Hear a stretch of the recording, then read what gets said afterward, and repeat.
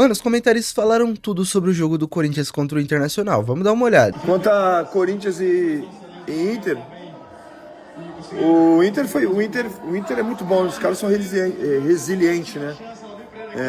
E o Corinthians começou bem o jogo, fazendo 1-0, foi bem, mas o Inter é muito bom, cara, com bola no pé, os caras criam jogada, sabe? O segundo gol do Inter, assim, foi gol de videogame, pô. A forma que os caras criaram a jogada ali, Alan Patrick com o Fernando, cruzando, chegando o Thiago Maia pra fazer o gol, golaço. E o primeiro gol, ao meu modo de pensar, o Hugo acabou falhando, né? Sai errado na bola e o menino do Inter faz o gol ali nas costas do Hugo. Pra mim não foi pra expulsão, não. O atleta do Corinthians, acertadamente, pula e deixa a perna, cai, o juiz deu o segundo amarelo pro Henrique, o VAR não chama, expulso. E depois da expulsão, o Corinthians foi bem melhor, de fato, foi muito melhor. Então o Corinthians acabou o jogo agora, venceu o Inter. E o Dorival Júnior mostrando que de fato é um ótimo treinador, né? Já muda o ambiente rápido, né? Assim, acho que o jogo tava, às vezes o Corinthians era melhor, às vezes o Inter era melhor no jogo, sabe? Mas a expulsão determinou muito. Depois da expulsão, o Inter foi amplamente melhor do que o Corinthians foi amplamente melhor que o Inter. Jogão na Neoquímica Arena, vitória do Corinthians 4-2 sobre o Internacional, jogo difícil, jogo duro. O Corinthians fez 1-0, tomou virada 2-1. 2-2, 3-2 e 4-2, uma vitória muito grande. O Yuri Alberto fazendo 3 gols. O Yuri Alberto vinha perdendo alguns gols dentro do campeonato, tanto na Sul-Americana quanto no Campeonato Brasileiro, mas voltou a marcar. Isso é importante para ele, para dar confiança. O Yuri Alberto é um muito bom jogador, mas tem gols que ele perde assim que você fica assustado, né? Como é que um jogador da qualidade dele perde? Mas há coisas que dá para se entender. Vocês se lembram quando eu criticava muito o técnico do Corinthians? Mesmo sendo campeão paulista, muita gente, mas ele foi campeão paulista, esquece. Você entendeu o que é um técnico de futebol de qualidade, de alto nível como o Dorival?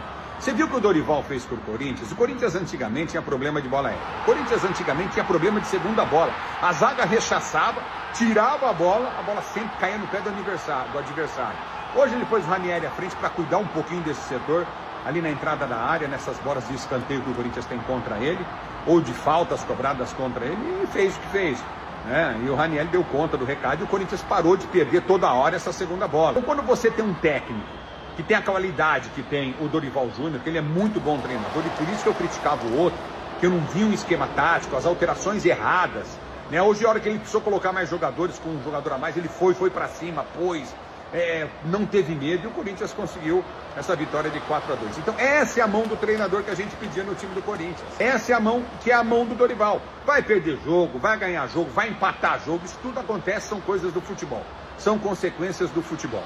Tem técnico que não precisa de 6 meses para dar um padrão pro time. Quando você tem um time bom, você consegue fazer jogar. E o técnico anterior do Corinthians não conseguia. Então é isso que está acontecendo, que irá acontecer com o Corinthians. O torcedor está com as esperanças renovadas em relação à sequência de conquistas de títulos e pode renovar mesmo. Um Corinthians e Internacional cheio de questões de arbitragem, mas me permitam discordar. Com toda a corneta para cima do VAR e do árbitro do jogo, eu acho que foi tudo dentro de um critério, que você pode discordar, não tem problema nenhum. Mas a arbitragem cansou de deixar faltas no campo seguirem. Não foi um jogo de muitas faltas marcadas. 2 delas, o árbitro não viu no campo.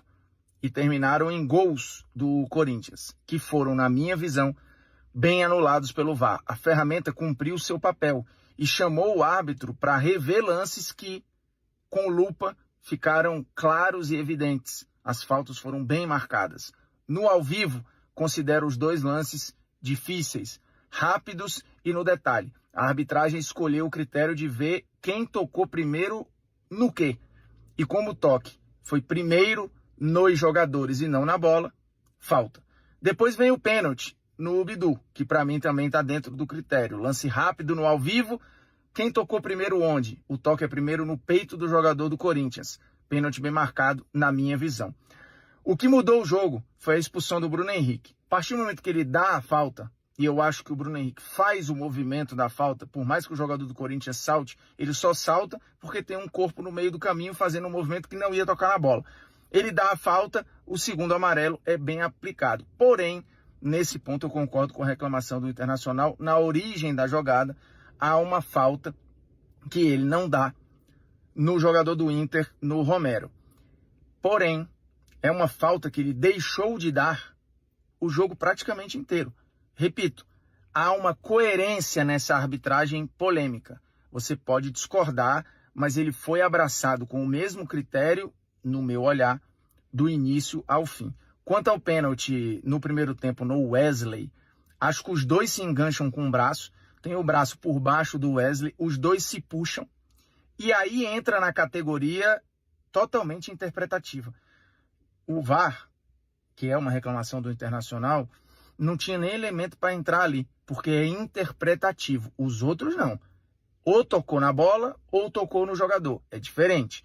E vem o erro, para mim, de não dar a falta no Romero, na origem da jogada que gera a expulsão do Bruno Henrique. Mas é uma falta, repito, que ele não deu em vários momentos do jogo.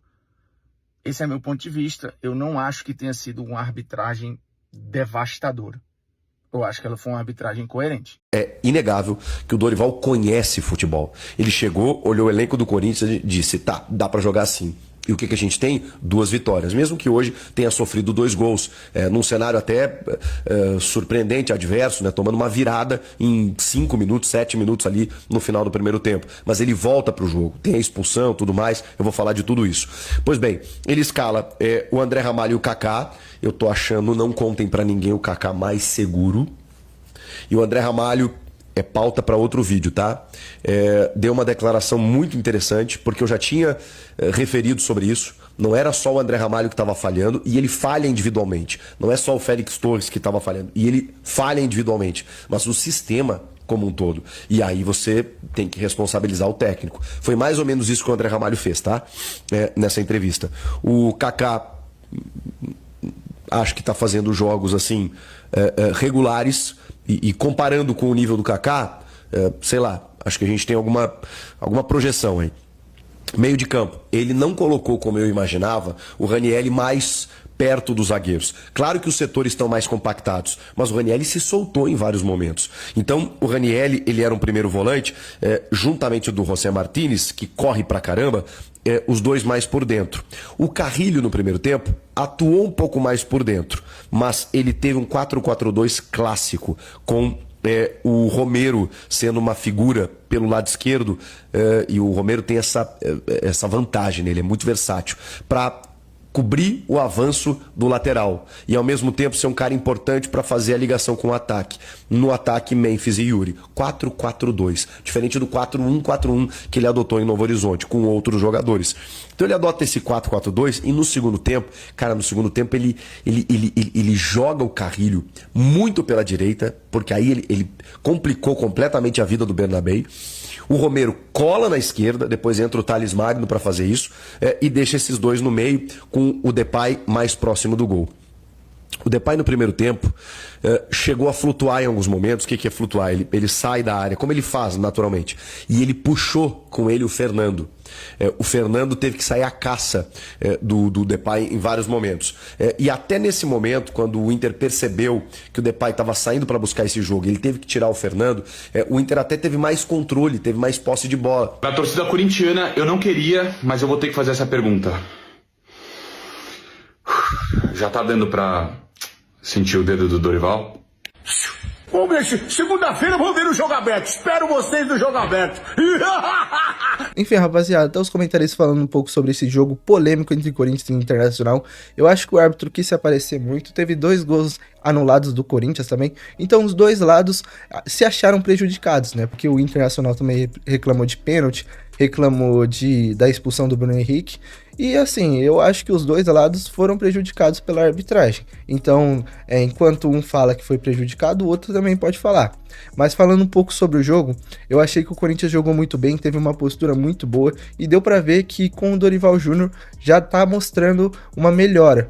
Uma coisa bem notável é que o Dorival Júnior conseguiu jogar com um a mais. Então o Bruno Henrique foi expulso no Internacional e ele conseguiu fazer o time jogar, conseguiu fazer o time fazer gol. Coisa que o Ramon Dias não estava conseguindo, porque sempre quando estava com um a mais parecia que era o Corinthians que estava com um a menos, porque o outro time era expulso ou tinha um jogador a menos, não conseguia criar, não conseguia fazer gol. Mas com o Dorival Júnior ele fez boas substituições e deu para notar que o time conseguiu entregar tudo aquilo que ele queria. Então o time foi muito bem mesmo. Mas comenta aí sua opinião e não esqueça de deixar seu like e se inscrever no canal. Valeu!